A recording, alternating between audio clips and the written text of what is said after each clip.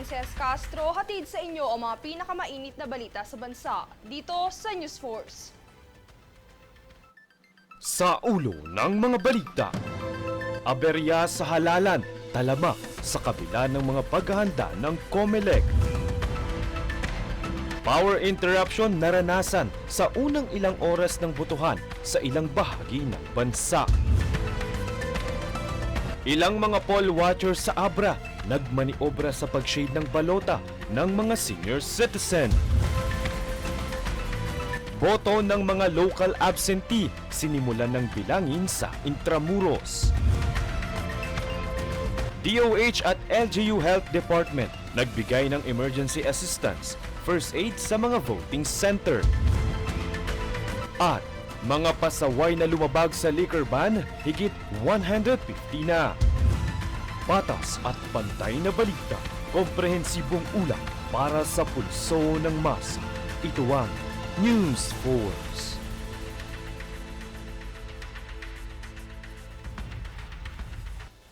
Sa kabila ng mahigpit na kautusan ng Commission on Elections o COMELEC, nananatiling talamak ang aberya sa presinto ngayong araw ng halalan sa iba't ibang bahagi ng bansa.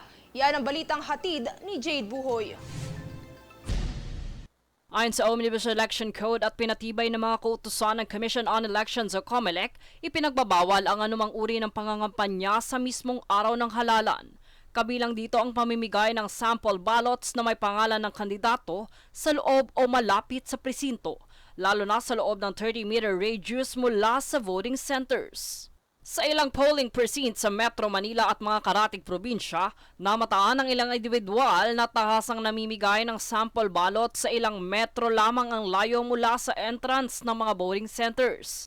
Ang ilan sa kanila ay may bitbit pang campaign paraphernalia, gaya ng mga tag o baller na may pangalan ng mga kandidato. Matatandaang nagpahayag na rito si COMELEC spokesperson Attorney John Rex Lodjanco na labag sa batas ang anumang uri ng pangangampanya sa araw ng halalan. Aniya, mahigpit na ipinagbabawal ang pamimigay ng sample ballots simula May 11, lalo na sa mismong araw ng halalan.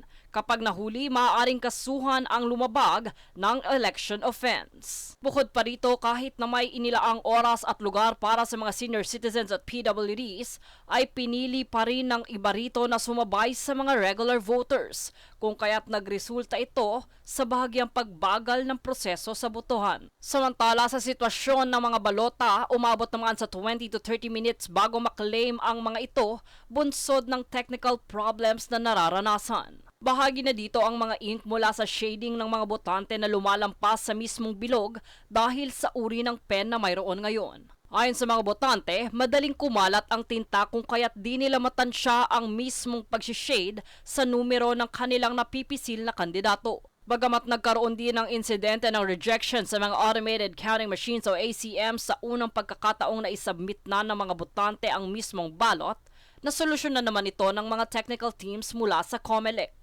Samantala, mapapansin namang tahimik pa ang lagay ng eleksyon ngayong 2:00 ng hapon sa Kalakhang, Maynila. Jade Buhoy, nag-uulat para sa Golden Nation Network. Technical na aberya at power interruption naman, yan ang agad na bumungad sa unang ilang oras ng botohan sa ilang bahagi ng bansa. Ilan sa mga nakaranas nito ay ilang bahagi ng Calabarzon, Central Luzon, Northern Mindanao, Cordillera Administrative Region, Davao Region, BARM at ang nagkaaberyang poste sa Lawag City, Ilocos Norte. Naresolba naman agad ang naganap na power interruption sa ilang voting center na dulot umano ng issue sa electric transmission. Sa kabila nito, ayon sa Philippine National Police, maayos naman ang naganap na pagboto sa mga lugar. Samantala, ngayong national and local elections, nanigurado ang mga kapulisan sa kaligtasan ng bawat mamamayan, kabilang na rin ang mga kandidato sa bawat lokal na lungsod. Tunghayan muli ang ulat mula kay Jade Buhoy. Sa araw ng halalan, kampante ang kapulisan na mananatiling ligtas ang mga presinto bunsod ng kanilang mahigpit na pagbabantay.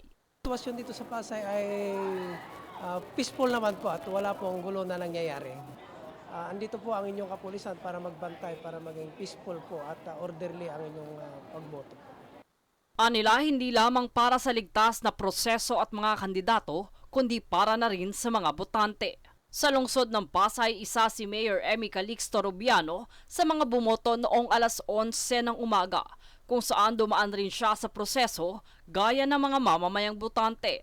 Dito maingat din ang alkalde sa pakikipaghalubilo sa mga botanteng nais lumapit upang maiwasan ang paglabag sa mga patakaran ngayong eleksyon.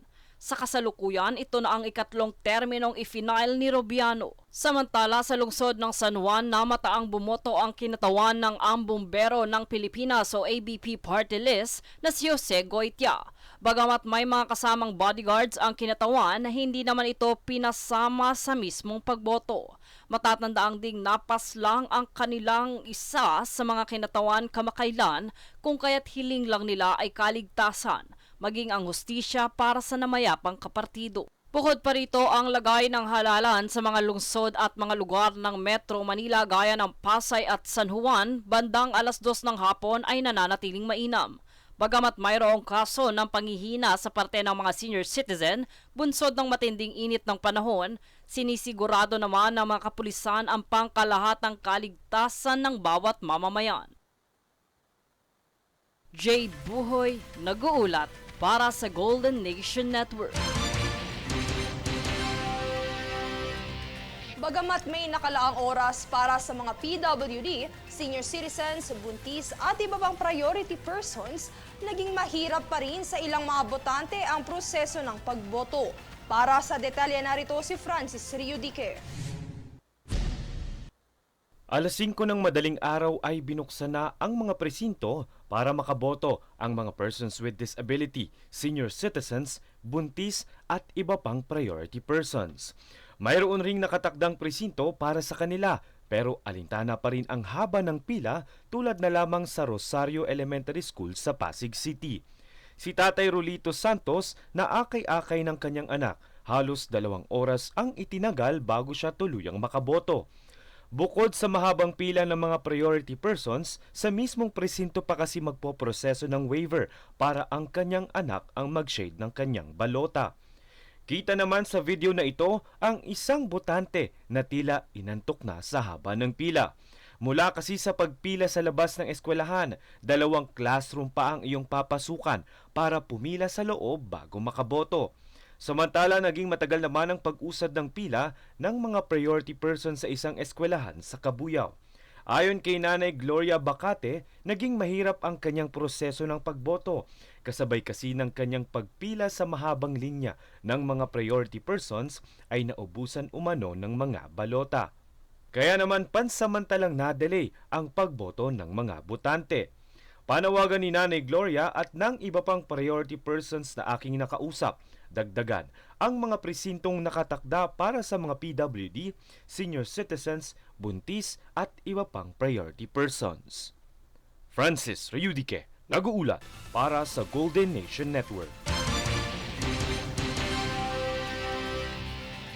Susunod sa News Force. 12 bayan sa Batangas isinailalim sa areas of concern dahil sa bangayang politika. Boto ng mga local absentee sinimulan ng bilangin sa Intramuros. Ilang mga poll watchers sa Abra nagmaniobra sa pag-shade ng balota ng mga senior citizen.